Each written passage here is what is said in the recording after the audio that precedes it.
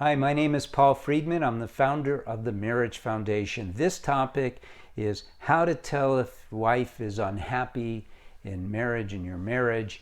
And we're going to get into this, but I'm going to take it from the top. Now, I used to be a divorce mediator. That's over 20 years ago. I've helped so many people since then save their marriage.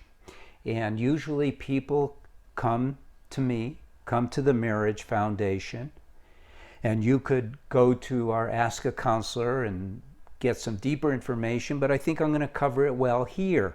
Typically, people first start seeing that the responsiveness, the interactions, are not like they used to be.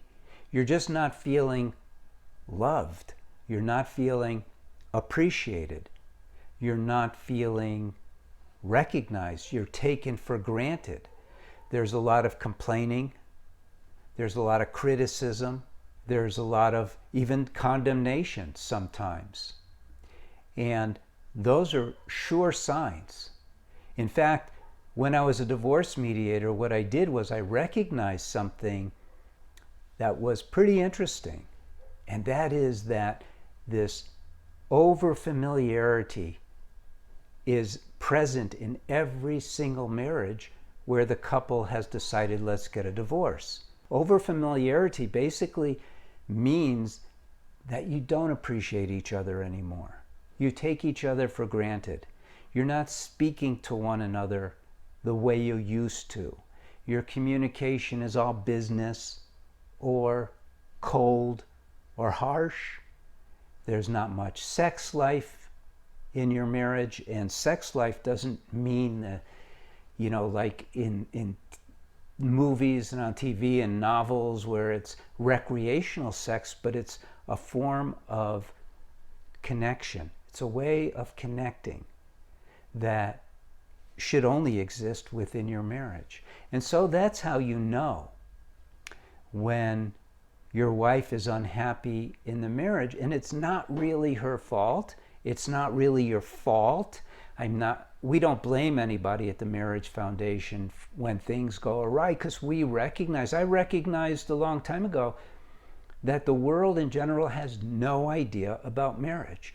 So let's talk about that for a second. What the heck is marriage anyway?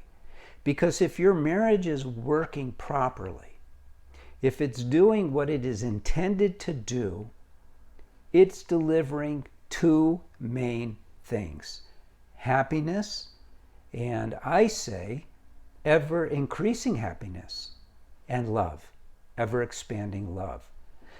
So unless your marriage is moving in the right direction, where those two are clear as a bell, that your love is increasing every day, that your happiness is increasing every day, then you're not properly running your marriage. And this is a big problem and it's an unrecognized problem, because in our world, we just get married. And there's not even talk about, well, now what do we do? You just get married.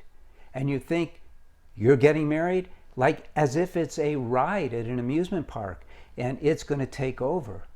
When the truth is that you, as a human being, as an individual, if anything that you do is expected to do it well, you're supposed to do your part.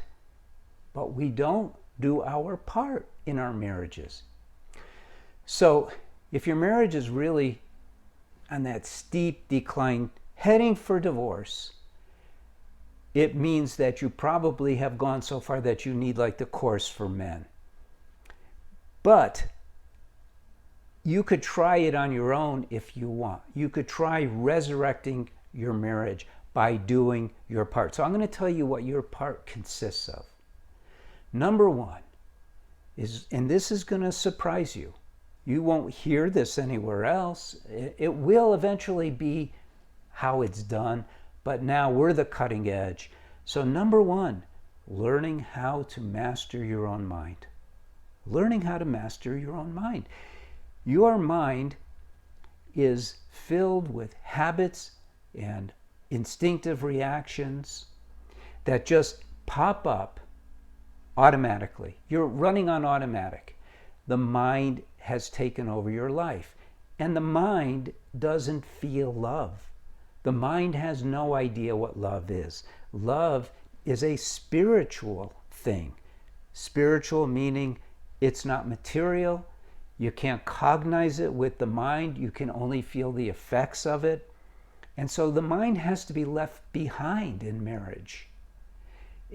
Marriage has a practical aspect, but the most practical thing to do is to increase the love every day, to nurture it, to develop your devotion, to cultivate appreciation for your wife.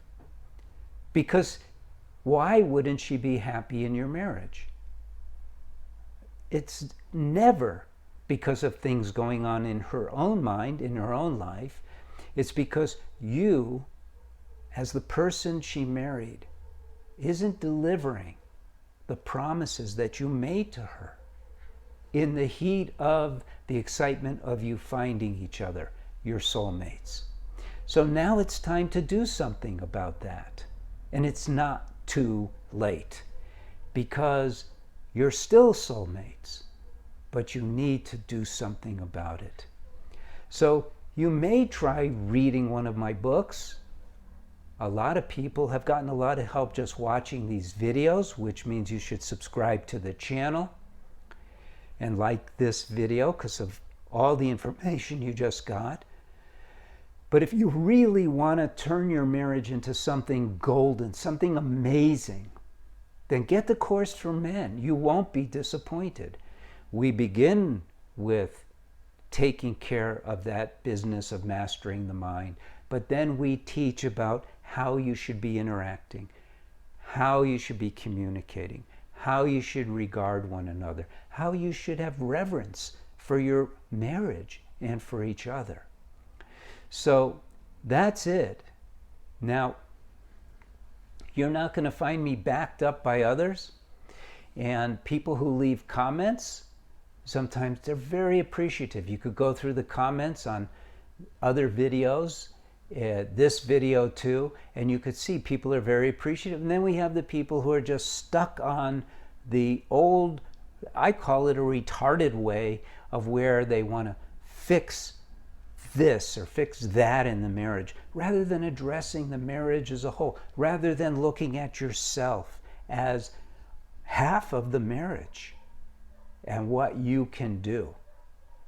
And there's so much you can do, and there's so much you should do. So that's it. Hopefully you've been following. Hopefully you're a therapist, maybe you're a relationship coach, or maybe you're a part of the clergy, so you're helping people in your church, synagogue, or mosque with their marriages, and you want to become a TMF counselor because our approach is so positive. And if that's the case, get to our website and find out how to become a TMF marriage counselor. So that's it. I'm Paul Friedman. I founded the Marriage Foundation, and I am so glad that you joined me today. I really look forward to our speaking again. God bless you. Take care.